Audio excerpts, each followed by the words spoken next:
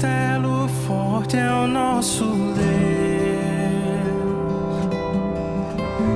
espada e bom escudo, com seu poder defende os seus em todo transe agudo, com fúria pertinaz persegue Satanás, com ânimo cruel, muito forte é o Deus fiel, igual não há na terra.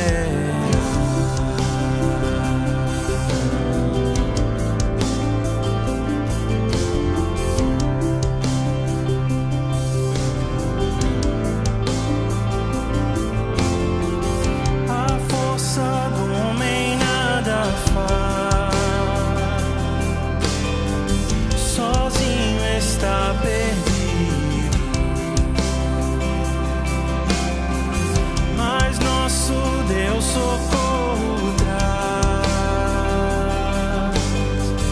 em seu Filho escolhido. Sabeis quem é Jesus, o que venceu na cruz, Senhor dos altos céus e sendo o próprio Deus, triunfa na batalha.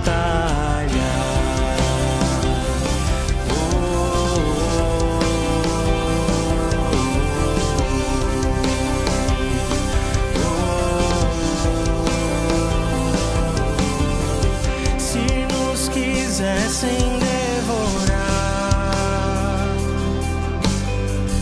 demônios não contados, não nos iriam derrotar,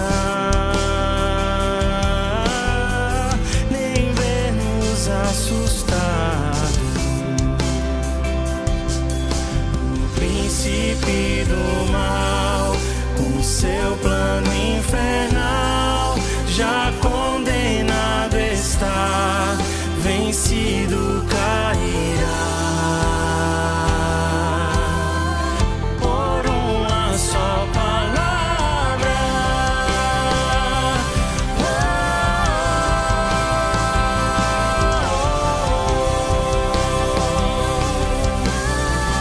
Castelo forte é o nosso Deus.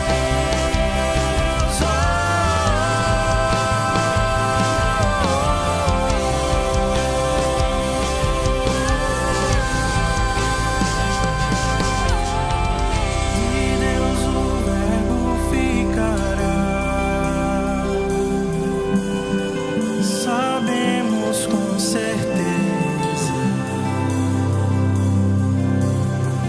e nada nos assustará. Com Cristo por defesa, se temos de perder família, bens, prazer, se tudo se acabar e a morte enfim chegar, com Ele reinaremos.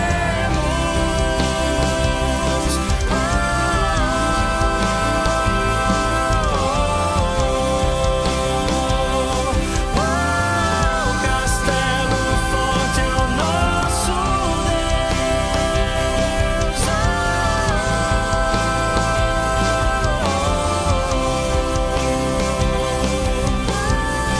Castelo forte é o nosso Deus.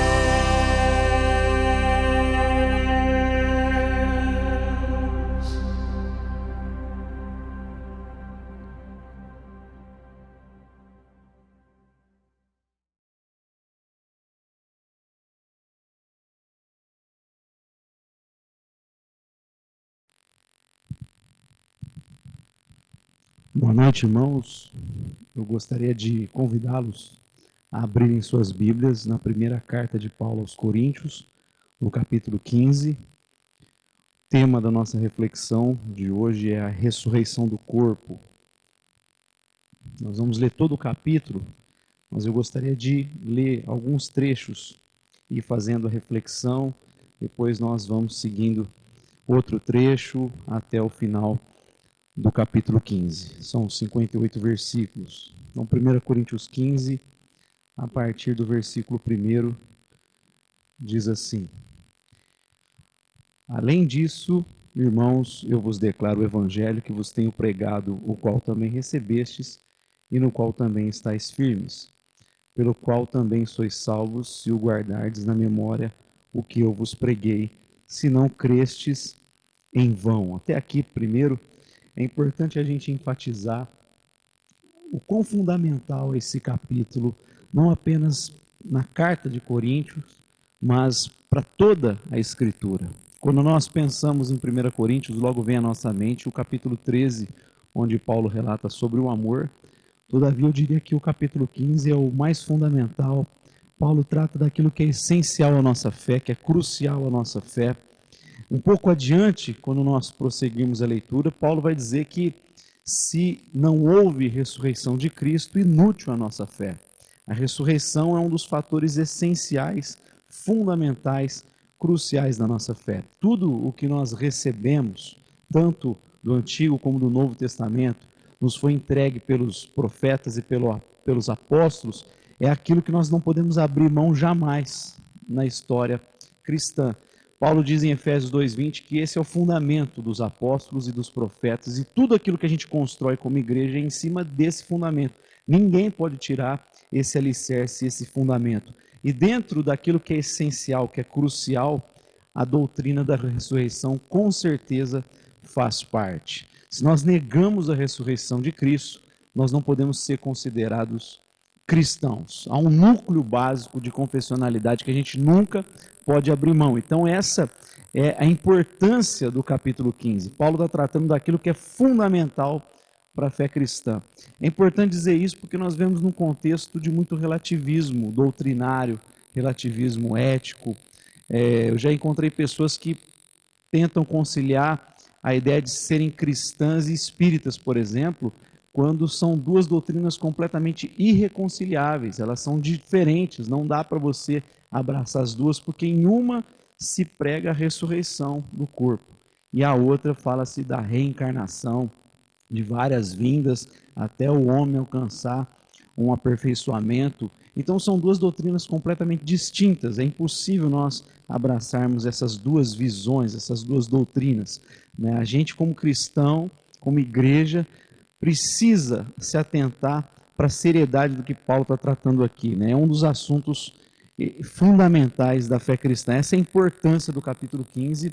E Paulo escreve por conta de um problema que existia naquela igreja. Corinto era uma cidade da Grécia e a filosofia do gnosticismo, ela era muito presente, ela ainda estava ali no imaginário das pessoas, e estava influenciando os cristãos ali daquela cidade. O gnosticismo, ele incorria num dualismo em relação à matéria e à alma, em relação ao corpo e à alma, uma dicotomia, uma divisão. Para eles, tudo aquilo que estava ligado à matéria era mal, era algo ruim, e só era bom aquilo que estava ligado à alma, à ideia de ideal, né? Tudo isso uma influência do pensamento grego, e Paulo tem que combater aquilo, porque por conta do gnosticismo eles deixaram de crer na ressurreição do corpo, porque o corpo, sendo matéria, era visto como algo ruim, e Paulo então está corrigindo essa visão dos cristãos. Ele precisa escrever essa carta, e um dos propósitos em escrever essa carta, além de tantas outras necessidades dessa igreja, principalmente comportamental, é a questão doutrinária. Paulo corrige a visão sobre a ressurreição, a visão correta para o cristão, e aí é uma dos fatores aí de necessidade de Paulo escrever essa carta, né? Na verdade, ele escreveu 4 cartas para essa igreja, nós temos acesso a 2, e nessas cartas o capítulo 15 com certeza é o mais importante para aquela igreja corrigir a sua visão doutrinária. Então Paulo começa falando aqui do evangelho que ele já tinha anunciado, e nisso que ele transmitiu para essa igreja, a ressurreição é um fator crucial, de extrema importância e fundamental. Se a gente seguir esse capítulo 15, nós vamos ver que ele pode ser dividido em 3 partes, do versículo 1 até o versículo 11, onde Paulo vai tratar da ressurreição enquanto fator histórico. Dos versos 12 a 19, Paulo trata da ressurreição e aquilo que eu vou chamar de motor existencial, aquilo que moveu os cristãos, como a ressurreição influenciou e impulsionou a missão dos discípulos, a vida piedosa deles e, por fim, a ressurreição e a glória futura. Então vamos ler o versículo 1 a 11, né? Vamos ler novamente os 2 primeiros. Paulo diz: além disso, irmãos, eu vos declaro o evangelho que vos tenho pregado, o qual também recebestes e no qual também estáis firmes, pelo qual também sois salvos, se o guardardes na memória o que eu vos preguei. Se não crestes em vão, porque eu vos entreguei primeiramente o que também recebi, que Cristo morreu por nossos pecados de acordo com as Escrituras, e que foi sepultado, e que ele ressuscitou ao 3º dia de acordo com as Escrituras, e que ele foi visto por Cefas, então pelos 12. Após isso, ele foi visto por cerca de 500 irmãos de uma vez, dos quais grande parte permanece até agora, mas alguns já dormem. Após isso, ele foi visto por Tiago, então por todos os apóstolos. E por último de todos, ele também foi visto por mim, como alguém nascido fora do tempo devido, porque eu sou o menor dos apóstolos, que não sou digno para ser chamado apóstolo, porque eu persegui a igreja de Deus. Mas pela graça de Deus sou o que sou, e a sua graça que foi concedida a mim não foi em vão. Mas eu trabalhei muito mais do que todos eles, todavia não eu, mas a graça de Deus que está comigo. Portanto, quer seja eu ou eles, assim nós pregamos e assim temos crido. Até aqui, nesses primeiros 11 versículos, Paulo vai falar da ressurreição enquanto seu caráter histórico. Ele fala: eu transmiti para vocês algo que eu recebi. E a fé cristã tem a ver com uma corrida de revezamento, nós passarmos o bastão adiante. É você receber de pessoas fiéis o evangelho preservado, a sã doutrina preservada, e você também ser fiel e passar essa doutrina adiante para que outros fiéis passem, e assim a gente vá transmitindo de geração após geração, como tem sido feito aí há 2000 anos. Então Paulo está falando de preservar algo que é crucial, mas além disso ele diz sobre a historicidade da ressurreição, como a ressurreição tem embasamento histórico. Nós, como cristãos, não precisamos nos envergonhar dessa doutrina da ressurreição. Para alguns isso parece maluquice. Aqueles que são absorvidos pelo racionalismo, eles tendem a descartar aqueles fatores da Bíblia que estão relacionados ao milagre, ao sobrenatural. Mas como cristãos, nós abraçamos, nós acolhemos a verdade da Escritura. Nós não submetemos a vida a essa mentalidade racionalista.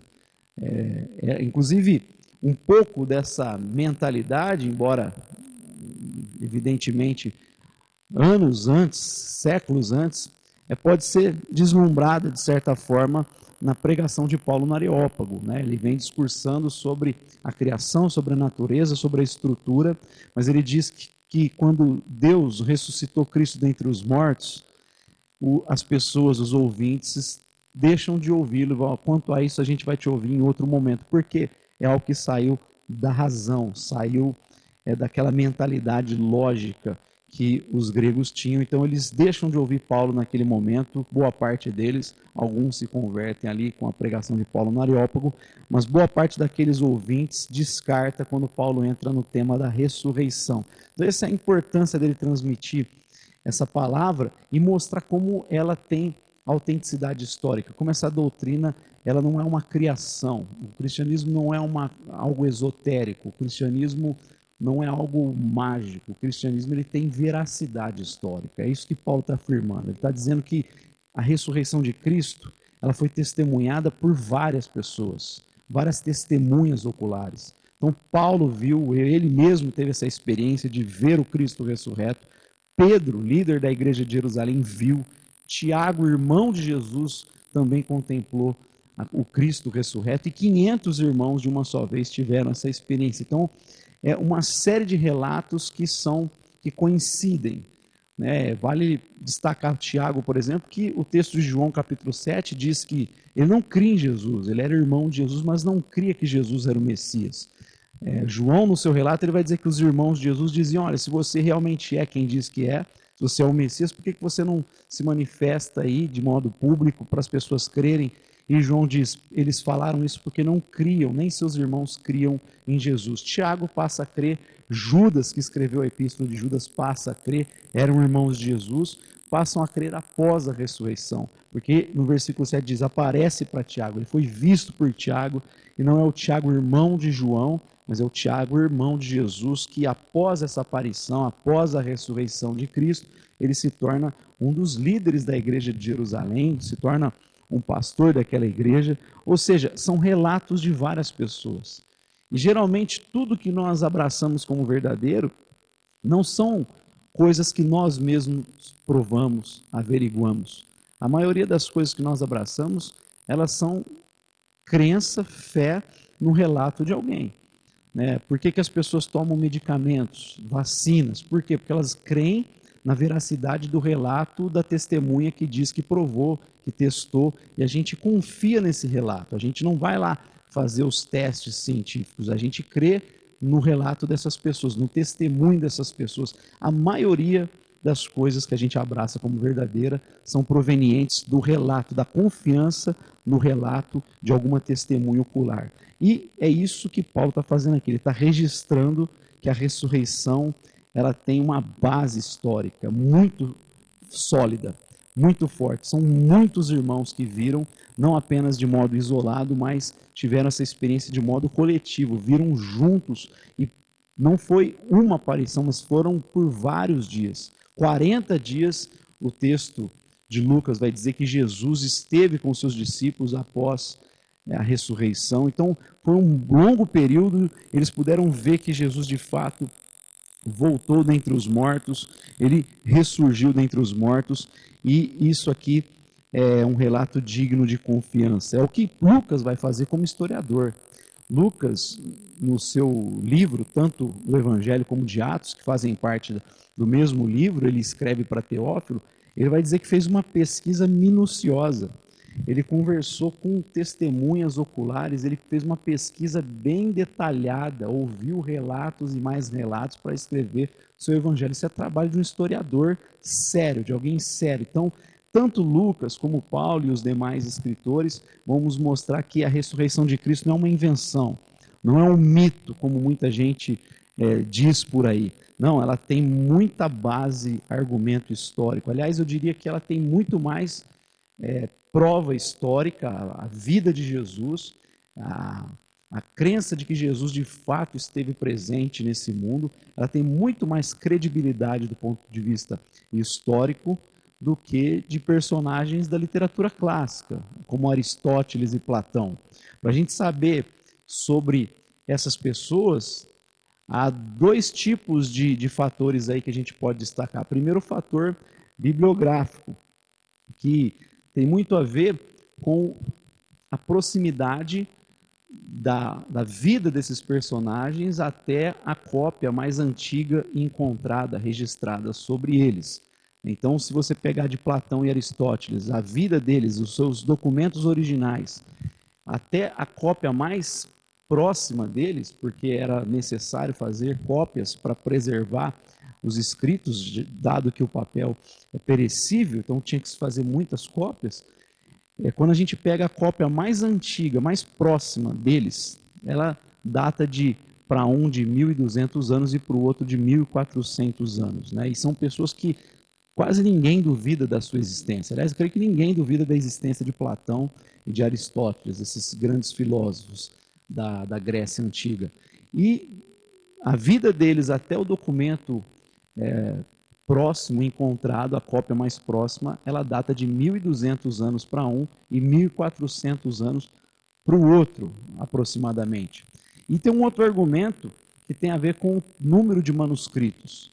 Então, tudo que a gente sabe sobre Aristóteles, por exemplo, vem de 5 cópias apenas, e de Platão, 7 cópias.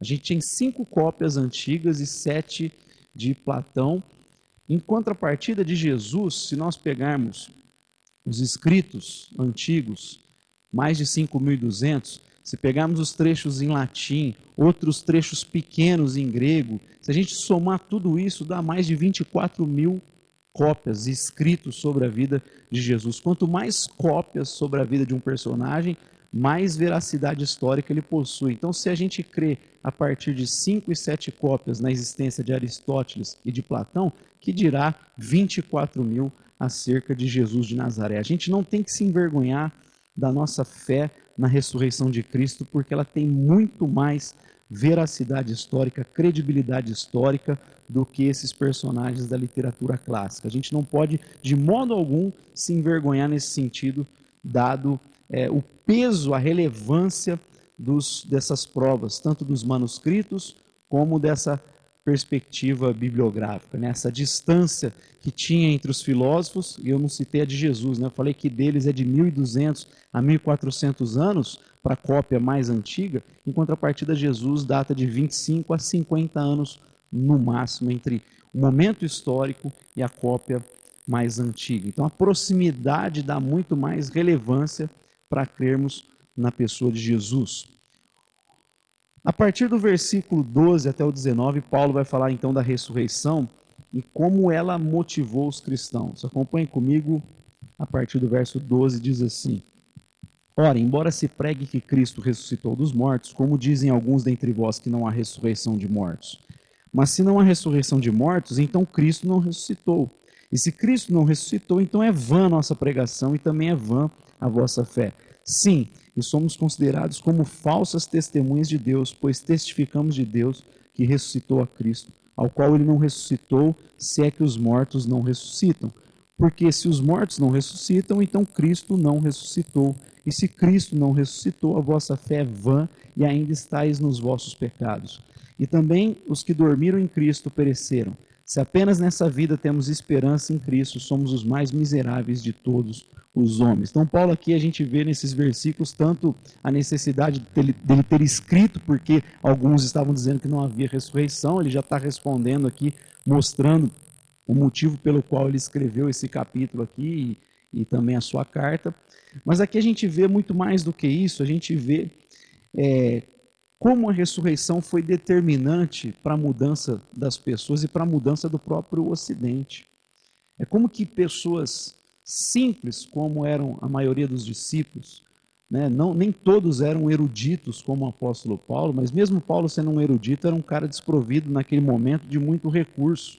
Ele tinha que fazer tendas para bancar sua própria vida, e mesmo nas suas dificuldades ele conseguiu impactar o Ocidente. Os discípulos impactaram o Ocidente. O que levou essas pessoas a se comprometerem de uma maneira tão zelosa, tão calorosa, fervorosa, senão a fé na ressurreição de Cristo Jesus? Eles viram Cristo ressurreto. É isso que deu confiança, é isso que deu esperança. E todos aqueles que não viram, mas que confiaram no relato dos discípulos e a partir da confiança e da fé em Cristo Jesus foram despertados pelo Espírito Santo, como cada um de nós um dia fomos despertados pelo Espírito Santo de Deus, passamos a viver com confiança de que a nossa vida não se resume a essa existência.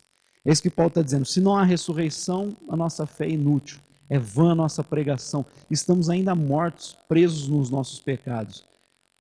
Mas o fato de ter ressurreição mostra que esses homens romperam com o pecado. Eles conseguiram viver uma vida virtuosa, uma vida cheia de justiça, cheia de graça de Deus, cheia de virtude, de santidade. Afinal, o apóstolo Pedro diz na sua carta que Deus nos deu tudo o que precisamos para a vida e para a piedade. O apóstolo Paulo, no primeiro capítulo de Efésios, diz que o mesmo poder que trouxe Jesus dentre os mortos é o poder que vive em nós, que habita em nós, que está disponível para a igreja de Cristo Jesus. O que fez esses homens mudarem suas vidas e encararem a realidade difícil daquela Roma, daquele contexto, é a fé na ressurreição, é a esperança em um mundo vindouro, é a esperança na redenção de todas as coisas, é a esperança na ressurreição dos seus próprios corpos. É a convicção de que mesmo que eles fossem mortos por conta da sua fé, não seria o fim. A morte para o cristão, ela é vírgula, ela não é ponto final. E nisso que eles se agarraram de maneira fervorosa. Aliás, C.S. Lewis diz que os homens que mais mudaram o mundo foram os homens que pensaram na eternidade. Geralmente se pensa que quem olha para a eternidade, olha para os céus, é gente que perde a perspectiva terrena e deixa de produzir. Mas, na verdade, os homens que mais mudaram foram os homens que tinham os olhos fitos na eternidade. Paulo, Pedro, que teve coragem de dizer, olha, eu quero ser crucificado de cabeça para baixo, porque eu não sou digno de morrer como o meu Senhor, como o meu mestre. O apóstolo Paulo que foi decapitado, e mesmo sabendo que a vida estava se aproximando do fim, diz, eu combati o bom combate, terminei a corrida, eu guardei a fé, resta agora receber a coroa da justiça, que o justo juiz preparou para aqueles que o amam. É um Calvino que influencia na edificação, na organização de Genebra. São os puritanos que vão construir a nação dos Estados Unidos da América e fazem, com muita influência da sua visão cristã, geram um país mais justo. É um John Wesley que faz mudanças significativas na Inglaterra. É um William Wilberforce que acabou com a escravidão, dedicou a sua vida para acabar com a escravidão. São homens extraordinários. Sobre John Wesley, George Whitefield, que foi companheiro, né, viveu no mesmo período, era amigo, certa feita perguntaram para ele, né, se ele queria ver John Wesley na eternidade, porque os dois tinham visões diferentes no que se refere à salvação. E o Whitefield diz, não, eu acredito que eu não vou ver, porque Wesley estará tão perto do trono da glória que eu não vou conseguir ver ele, eu vou estar mais distante dele. Tamanha vida piedosa, virtuosa de John Wesley. E George Whitefield, mesmo sendo também um homem piedoso, ele reconhece a vida santa que John Wesley tinha. Esses homens fizeram esse impacto. Por quê? Porque eles foram movidos pelo poder da ressurreição. Especialmente os apóstolos, que é os que Paulo está relatando aqui. É justamente a ressurreição que fez eles romperem com uma vida medíocre de pecado, aprisionada pelo seu egoísmo, aprisionada pelo medo, é o que fez eles superarem o medo, superarem o egoísmo e viverem completamente de modo generoso, altruísta e corajoso. A ressurreição foi o motor existencial desses homens e é o motor existencial da igreja. É a ressurreição, o poder da ressurreição que gerou neles uma vida frutífera, cheia de graça, cheia da presença e da unção do Espírito Santo de Deus. Deus pega homens simples que mudam, revolucionam, mudam completamente a cara do Ocidente. A ressurreição faz isso. Quando nós olhamos a história do Ocidente, nós podemos ver a presença de cristãos e como há uma superioridade em relação ao restante do mundo, no que se refere à dignidade do homem, no que se refere à valorização da mulher, no que se refere ao fim da escravidão, no que se refere a tantas coisas que a gente poderia destacar, que por mais que o Ocidente seja marcado pelo pecado, porque o ser humano caiu, mas aí a gente consegue ver diferenças justamente porque houve a influência da visão cristã. Houve essa influência dos cristãos na construção do Ocidente. Por mais dificuldades que tenha, pecados que tenham, ainda assim a gente pode olhar e ver essa diferença gritante do Ocidente para o Oriente, onde a mulher é tratada não de maneira digna, onde ainda a gente vê povos que são quase que escravizados, que são inferiorizados como os Dalits, que acreditam numa visão de karma, e isso os condiciona a viver naquela situação para o resto da sua vida e não romper em nenhuma geração com esse tipo de situação medíocre, né? Essa situação de pobreza extrema, degradante. Mas onde o cristianismo chega, inclusive na Índia, há essa mudança, porque o cristianismo tem uma visão de dignidade do ser humano, afinal ele foi construído à imagem e semelhança de Deus, mas também de não banalização da capacidade que a gente tem para o mal, dada a situação que nós estamos, que é da queda. Então o cristianismo, ele dá uma visão equilibrada. ela dá uma visão correta da humanidade. E foi por conta dessa visão e da fé na ressurreição que impulsionou os cristãos a mudarem. Por exemplo, o surgimento da ciência moderna, influência do cristianismo, a necessidade de pregar o evangelho para os cegos fez surgir o método Braille.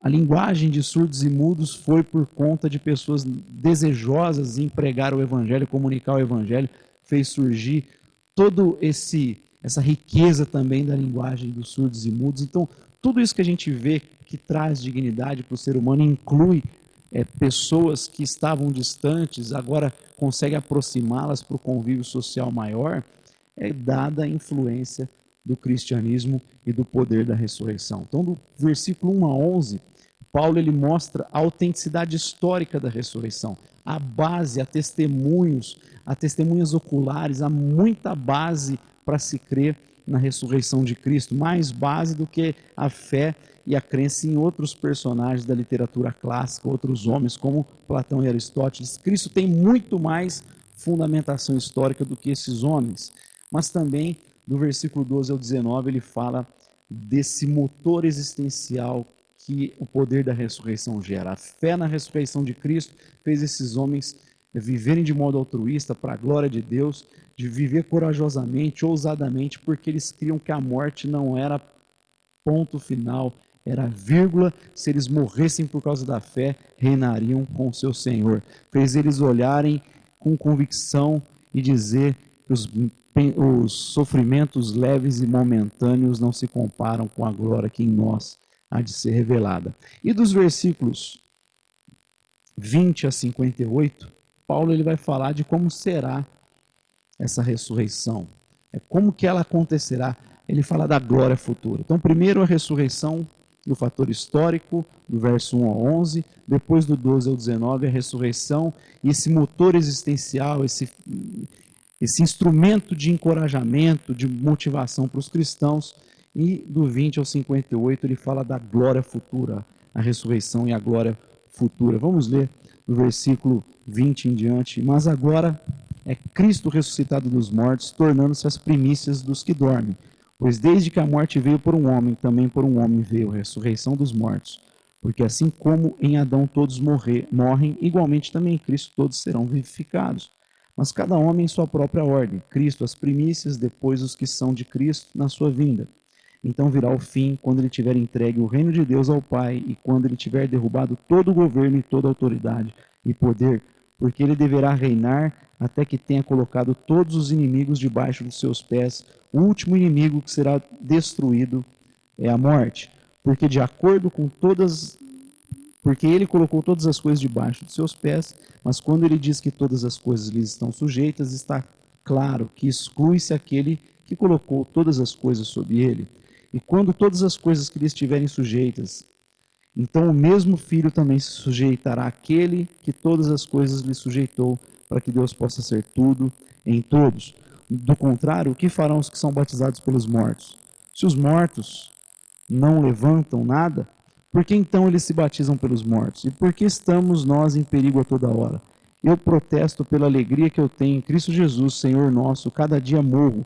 Se da maneira do homem eu lutei contra animais em Éfeso, que vantagem tem se os mortos não são ressuscitados? Comamos e bebamos, pois amanhã morreremos. Não se engane, as más companhias corrompem os bons costumes, ou as comunicações malignas corrompem as boas maneiras. Despertai para a justiça e não pequeis, porque alguns não têm o conhecimento de Deus, eu falo isso para a vossa vergonha.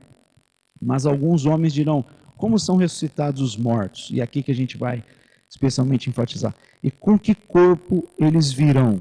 Tolo, o que tu semeias não é despertado se não morrer? E quando tu semeias, não semeias o corpo que será, mas um grão desnudo pode ser de trigo ou de algum grão. Mas Deus lhe dá o corpo como lhe agrada, e a cada semente o seu próprio corpo. Nem toda a carne é a mesma carne, mas há um tipo de carne dos homens, e outra dos animais, outra dos peixes e outra das aves. Há também corpos celestes e corpos terrestres, mas a glória do celeste é uma e a glória do terrestre é outra. Há uma glória do sol e a outra glória da lua e outra glória das estrelas, porque uma estrela difere de outra estrela em glória, assim também é a ressurreição dos mortos. É semeado na corrupção e ressuscitado em incorrupção. É semeado na desonra e ressuscitado em glória. É semeado na fraqueza, ressuscitado em poder. É semeado no corpo natural e ressuscitado no corpo espiritual. Se há um corpo natural, há corpo espiritual. E assim está escrito: o primeiro homem, Adão, foi feito em alma vivente, o último Adão foi feito em espírito vivificante. Mas não é o primeiro que é espiritual, mas o que é natural, e depois o que é espiritual. O primeiro homem é da terra, terreno, e o segundo homem é o Senhor do céu. Tal qual o terreno, tais são também os terrenos. E tal qual o celestial, tais são também os celestiais. E assim como temos portado a imagem do terreno, assim também portaremos a imagem do celestial. Agora digo-vos isso, irmãos, que carne e sangue não podem herdar o reino de Deus, nem a corrupção herdar a incorrupção. Eis que vos digo um mistério: nem todos dormiremos, mas todos seremos transformados.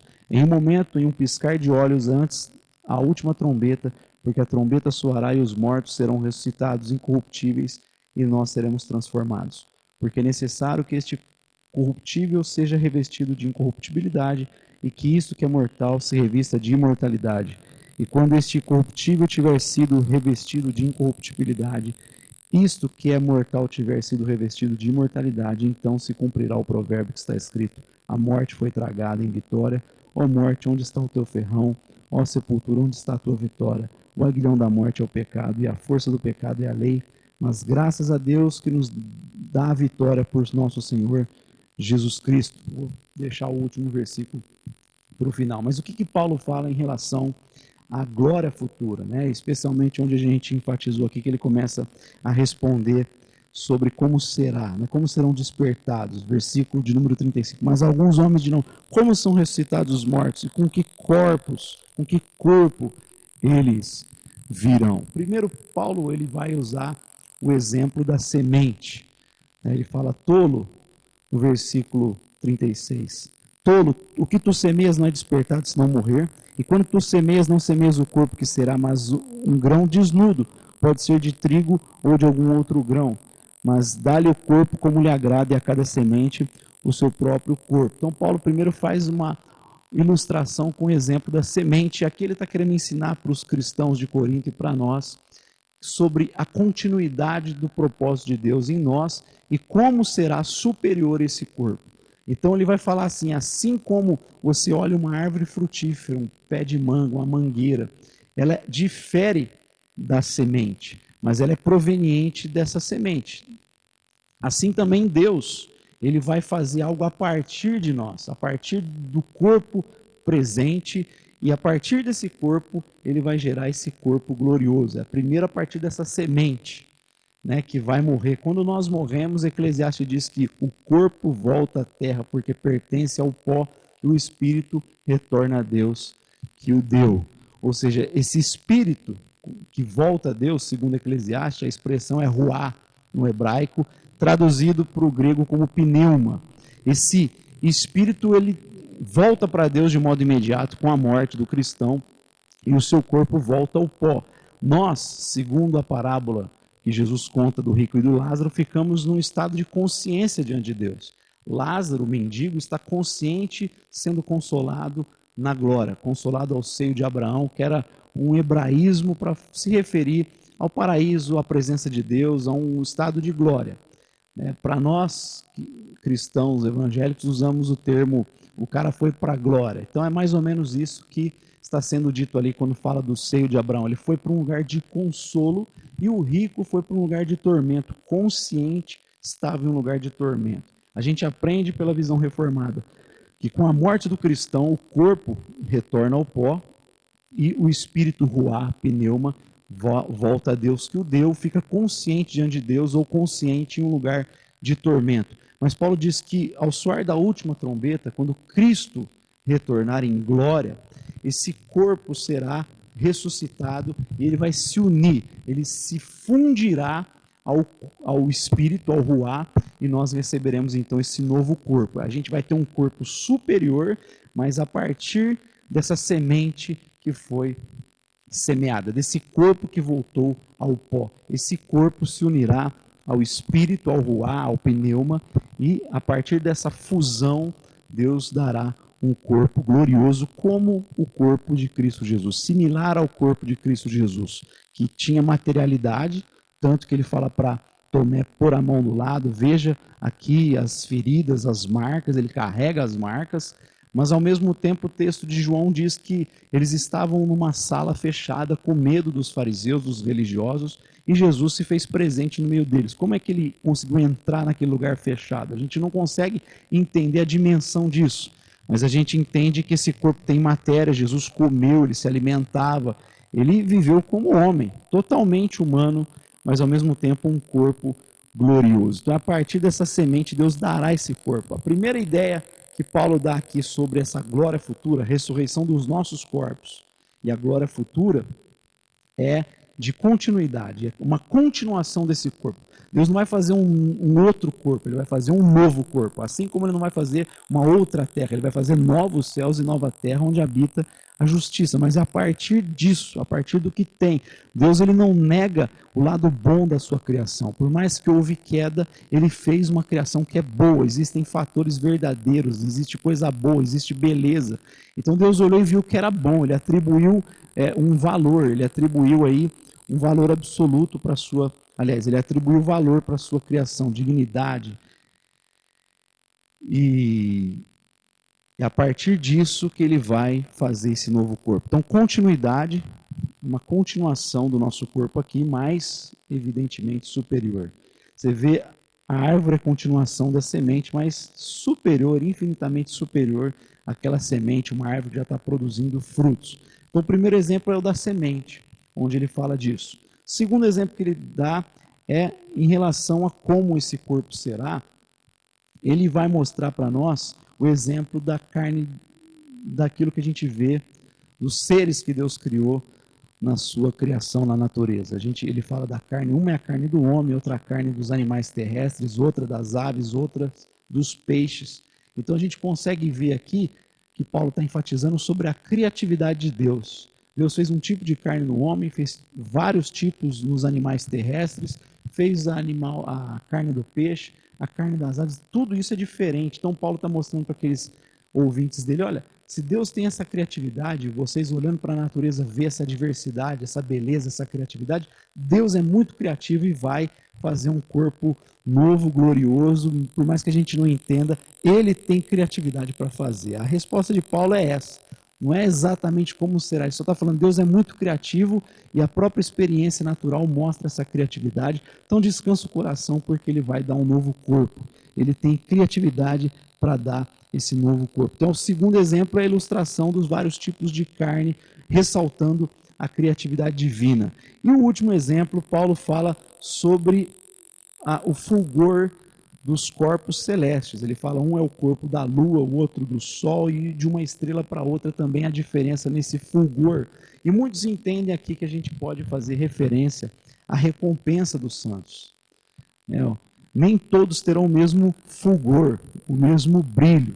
Eu creio que todos nós, por mais que venhamos a nos esforçar, não teremos o fulgor de um apóstolo Paulo, de um John Wesley, já citado aqui, até por Whitefield, destacado por Whitefield, que inclusive vai dizer que se fosse colocado alguém próximo dos apóstolos, na sua importância e significância na igreja, ele colocaria John Wesley. Esses homens terão um peso muito grande.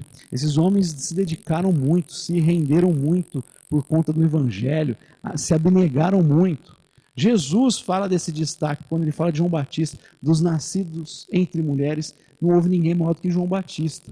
Um homem que não se registra sobre milagres, mas um homem virtuoso que entregou a vida completamente a serviço de Deus, cujo lema é, importa que eu diminua e que ele cresça em mim. Então esses homens que diminuíram mais e mais nesse mundo, terão um brilho extraordinário na glória vindoura. Então ele fala desse fulgor, dessa diferença, a diferença da lua, do brilho da lua para o fulgor do sol, a diferença desses para as estrelas e a diferença de estrelas uma para a outra. Nem todos terão esse mesmo fulgor. A gente entende aqui, fazendo uma tratativa, uma aplicação, falando de uma abordagem das recompensas dos santos. Tudo que a gente faz, Jesus diz, como se fosse para ele, isso não deixará de ser recompensado. Se você der um copo de água para o menor dos meus pequeninos, vocês não deixarão de ter recompensa. Quando você veste o nu, você dá de comer ao faminto, de beber aquele que tem sede, Jesus diz: a mim vocês fizeram, e ele vai recompensar cada uma dessas ações dos santos que foram feitas nele, foram movidas por ágape, porque o ágape permanece. A fé e a esperança passam, mas o ágape é a língua do céu, é a linguagem do céu, é que eu estou trazendo no capítulo 13. Então tudo que a gente faz movido pelo ágape, movido por esse amor divino, sacrificial, fica para todo sempre. Tudo aquilo que vai além do amor natural, tudo aquilo que demonstra esse amor de Deus na nossa caminhada, a gente marca a vida das pessoas de maneira para todo sempre, para a eternidade. Isso diz as Escrituras que trará recompensa aos santos. Não é algo que tem a ver com mérito, é simplesmente resultado do mergulhar nosso da graça, de entender isso e responder de maneira grata a Deus através daquilo que a gente faz. Essas pessoas que entenderam a dimensão da situação que estavam e como a graça operou de maneira extraordinária em suas vidas, que se dedicam tanto, mas respondem não por uma lógica meritocrática, como eu disse, uma mentalidade sovina, mesquinha, mas fazem por gratidão, se entregam porque entenderam que o Evangelho é o que há de mais precioso em suas vidas, e aí nessa resposta que dão, tocam vidas e receberão recompensa, terão um fulgor diferente. Então Paulo dá 3 exemplos quando ele fala da ressurreição. Como é que vai ser esse negócio? Como é que serão os corpos? Primeiro, vai ser a partir do que a gente tem hoje. Ao soar da última trombeta, os nossos corpos serão ressuscitados e se unirão ao Ruá, ao Espírito. Deus, a partir dessa fusão, fará um corpo glorioso, um novo corpo. Nem todos, alguns que estarão vivos por conta do retorno de Cristo, serão ressuscitados também posteriormente, serão levados a encontrar Jesus nos ares, mas terão seus corpos glorificados. A certeza da ressurreição do nosso corpo é porque Cristo ressuscitou dentre os mortos. É isso que é a base, por isso que não podemos deixar de crer na ressurreição, porque é a certeza que os nossos corpos serão ressuscitados em glória e um dia nós estaremos livres da presença do pecado. Hoje nós estamos livres do poder do pecado, mas um dia estaremos livres da presença do pecado. Não haverá mais a possibilidade de cair no pecado. Nós estaremos completamente livres do pecado e viveremos para a glória de Deus. Uma situação muito melhor do que a do próprio homem no Éden, porque ali ainda existia a possibilidade dele decidir contra Deus, mas quando nós iremos reinar com Cristo, por conta do seu retorno glorioso, nem essa possibilidade existirá mais, será um estágio totalmente glorioso. Continuidade e algo superior. Segundo exemplo, Deus é criativo para dar um corpo, porque isso é visto na própria criação. E o terceiro, nem todos terão o mesmo fulgor. Isso tem que nos motivar a caminhar. Por mais que às vezes a gente fica com a impressão que está enxugando gelo na nossa caminhada de fé, a gente vê injustiças no Brasil, como nós temos vivido ao longo desse ano, tantas arbitrariedades das autoridades desse país, né, até autoritarismo, tirania, e às vezes a gente olha e fala, pô, parece que não vale a pena, mas em Cristo tudo que a gente faz vale a pena, e o versículo 58 deixa isso claro. Portanto, meus amados irmãos, sede firmes, inabaláveis, sempre abundantes na obra do Senhor, sabendo que o vosso trabalho não é vão no Senhor. É a certeza de que Ele venceu a morte, é a certeza de que teremos um corpo ressurreto, é a certeza de tudo que Cristo fez e que fará, que deve conduzir cada um de nós a sermos frutíferos em boa obra, abundantes na boa obra, inabaláveis nas nossas convicções, crendo que tudo que nós fazemos em Deus jamais será feito em vão. Vale a pena pregar mesmo que te rejeitem. Vale a pena fazer o bem, mesmo que virem as costas para você, mesmo que não respondam como você esperava, mesmo que venham te trair, vale a pena continuar no caminho de Cristo Jesus, no Senhor. O trabalho de vocês jamais é em vão. Amém. Vamos orar.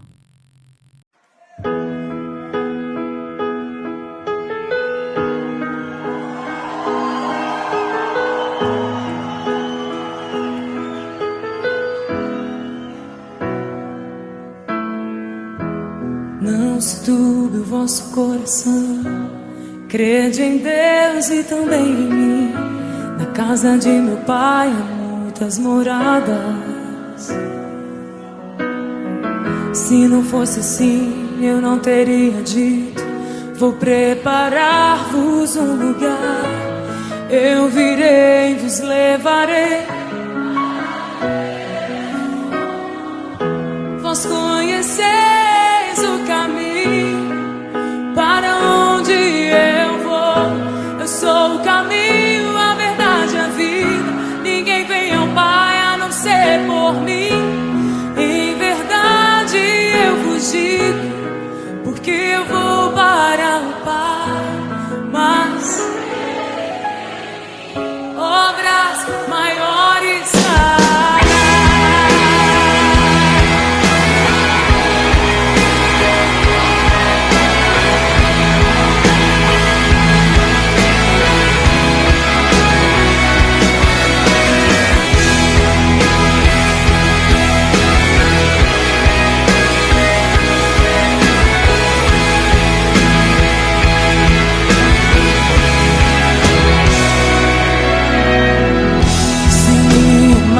Verdadeiramente guardareis os meus mandamentos. Eu rogarei ao Pai, Ele vos dará o Consolador, o Espírito da verdade, que o mundo não pode receber, mas Ele habita em vós e estará em vós para sempre.